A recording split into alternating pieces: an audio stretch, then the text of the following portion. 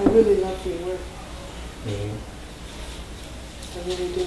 As I don't know what what position am I speaking from?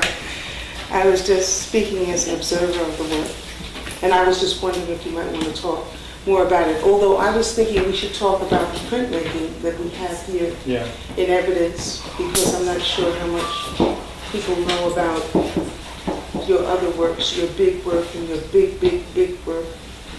Like, what is it, Fireflies and Ferris Wheels. Mm-hmm. I love that video.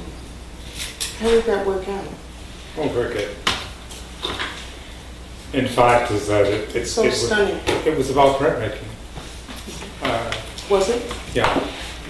Much like the work here is about working with Curlee.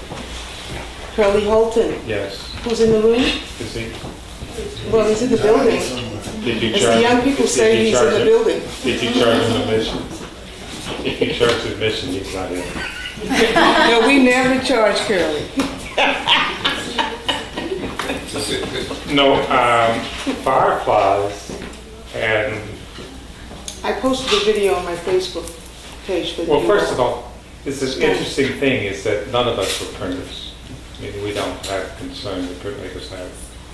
We have the concern that that artists have. That is finding a way to work and working things out. And these are like resources.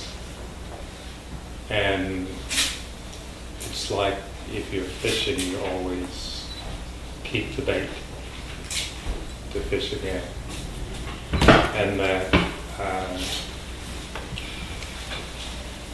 I started printing in the 7th grade, that is setting type and stuff like that. Printing I never did. But it was curious is that when I started printmaking in Wisconsin, the thing was actually organizing the shop and building the shop. Mm-hmm. Finding a way to distribute what you did, keep it actually going, drink the beer. And, it's so physical. Yep, it's hard work. But actually, it's that the organization of print facilities, we printed with expired presses and things that came from the newspaper. Oh. Wisconsin is the paper state, so they say, and it is. We acquired pulp and various things and did things, beaters that were artificial beaters that were decoys, but yet they actually were. And therefore, Fireflies and Ferris Wheels about 4,000 feet, yards. 4,000 feet. Yeah, yards. Yards of material being printed to be circulated in 4 countries internationally, which we did. Mm-hmm. We painted on it, we print on it. You painted on it, printed on it. We flew it over Lake Monona in honor of the Polish wedding. Oh, wow. He did? Yeah. His plane, I know he came down in the plane. Yeah. He came down in Monona on the dock of the bay. Oh my God. I mean, it was just... It was such a tragedy when he died, too. Yeah. It's the energy that you can put into any source or any resource that what this was about. And it's interesting. I didn't know I was colored. Really? In Wisconsin. I didn't even know that they knew that I had Indian blood either. But the sense is that I asked my daughter, I says, why don't you go to the University of Wisconsin? She said, Dad, I don't have Bill to protect me. That's the person with whom I printed. And actually he lived about 45 miles outside of Madison. And one day while he was gone, some brothers from Chicago came up and robbed his house and all the way with his piano. So, hold it away? Wisconsin was not safe. It was not safe. We had a lot of fun. When you did that piece, what made, every now and then in these, I mean, not that I'm a great study of your work, but in my intense exposure to it for the last couple of days, I see an engagement with the physical space, the universe, the landscape, something that happened with Flies and Ferris Wheels that has to do with nature and the scope of, kind of an earthwork scope. Is there something going on with nature that may have to do with you having been born in Mississippi, this beautiful, beautiful place that sometimes comes back to you? I don't think I was born when the tornado hit Mississippi, but Madison and its surrounds is a tornado alley too. In fact, Barnettville was destroyed by a tornado, I think, in the late 80s. But in farming in Wisconsin, the Midwest had become industrial. Oh yeah, the 30s. And the consciousness of Bill and the printmakers and people like this were some of the fiercest in the country. And they played horseshoes to stay calm. They listened to dirty blues and jazz and things like this, and they were on. I mean, you get more corporation around them than I could at least at 125th Street. Mm-hmm. So I went there. Mm-hmm. And it's not much printmaking on 125th Street, I think. well, printmaking traditionally, it's always gotten the job done. I mean, the sense of the shop, I guess the shop, the union shop, people working together, a place to work, Mm-hmm. working small, newsprint, news media, headlines, blasting at least the truth. You're making a relationship between printing images and printing newspapers and printing printed material, because when many years ago there wasn't this discontinuity between it. Now Well, there printing was is in Wisconsin. digitized. There was in Wisconsin, because Bill actually printed against the Democratic Convention in Mayor Daley and became very, very famous. He had a nude woman riding daily with a bridle on, and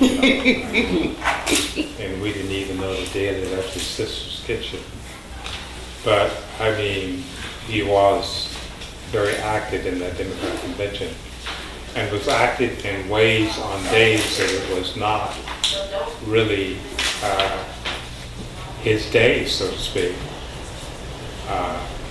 He saved a lot of kids, a lot of people just by that.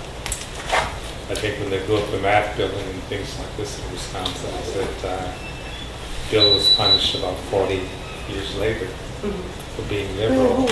Bill Weege. Is he an important printmaking person in Yes, he Wisconsin? is. I don't know him. I was longing for some sort of a text on your printmaking, because I'm sure it must be a very interesting history, but I don't know what to refer to or where to find it. Is there a text on your printmaking? There are books. There are books. Something? There's an exhibit now being planned That's what I thought. that will be called Bill. But the sense was is that the No, wait a minute. Bill, why is it called Bill? You're Sam Bill. he's never been known. I mean, nobody knew him. Do we know him now? Yeah, we talk about it. His wife said, Bill has more prints under the bed that you guys have. He's come only for the summer. What? Is this the guy you said that if you don't come back, he'll come and get you? Right. Okay, I remember you said that. So we're gonna set him up. We're gonna show him what fame really is. Oh boy. But in the sense is that with Bill, we had a jazz orchestra in front of the silo. I mean, if you second floor of the silo, if you blow into the silo, you get a noise that would knock a horse over. And we would play, then we'd make prints. And about color, he cut out the lights in the print shop, yeah. And he said, you gotta use bright colors because you gotta see it in the dark. So I mean, with humor and things like this, and with persistence, and with several divorces, he maintained... Several divorces? Did you ever put several divorces? No, his wife, you make me jealous. his wife left. I shouldn't laugh. It's His not wife funny. left Sometimes they do. after she had 4 kids. She left. I mean, I can understand. My wife left too. I don't want to go there. Women. That's fine, Michelle. What do you say? Women do have worries? Yeah. I understand. I understood why she left. I mean, I found my niche. But the thing was is that we were into actually making something that had a future in a place where it really did. And actually is that I thought I was doing it right because I always brought the kids to Wisconsin, babysat with them for the summer. Figured out horses and various things like this and had another side to my life. You have wonderful pictures of working with your Yeah. children on site. Right. Your girls, And cats. no boys, just all girls. Just all girls.